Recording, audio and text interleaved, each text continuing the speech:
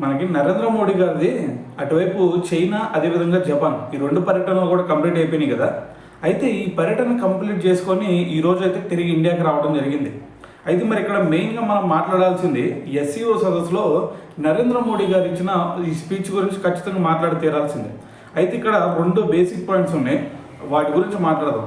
So first ఏంటి అంటే, నరేంద్ర మోడీ గారు ప్రపంచ దేశాలన్నింటినీ కూడా ఒక తాటి మీదకి తెచ్చి మరి అందరిని కూడా ఏది ఉగ్రవాదం ఏదైతే ఉందో సో దీన్ని రూపుమాపాలని చెప్పేసి మరి అందరి చేత తీర్మానం చేయించడం అనేది అసలు ఈ మీటింగ్కి హైలైట్ సీన్ అని చెప్పారు.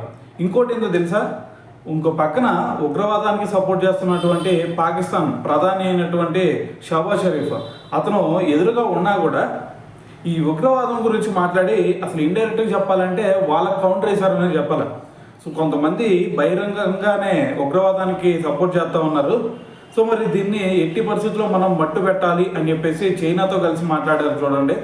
అది అసలు హైలైట్ సీను ఈ మీటింగ్ మొత్తానికి కూడా. అయితే మరి దీంట్లో భాగంగానే మరి ప్రపంచ దేశాలన్నీ కూడా ఈ ఉగ్రవాదాన్ని రూపుమాపాలని చెప్పేసి మరి ఒక డెసిషన్ తీసుకోవడం. సో దాని తర్వాత వచ్చేసరికి ఏదైతే ఈ మీటింగ్ కంప్లీట్ అయిపోయిందో సో దాని తర్వాత మన ఇండియాకి అదేవిధంగా చైనాకి మధ్య విమాన రాకపోకలు కూడా స్టార్ట్ అయినాయి అని చెప్పాలి. సో మరి ఓవరాల్గా అయితే మరి మనం మెయిన్గా చెప్పుకోవాల్సిన సిచ్యువేషన్స్ అయితే ఈ రెండు అనమాట. సో ఇక నుంచి ట్రేడ్ సంబంధించి కూడా ఇండియాకి చైనాకి మధ్య కూడా ఒక మంచి సంబంధాలు ఉండబోతున్నాయనే చెప్పాలి.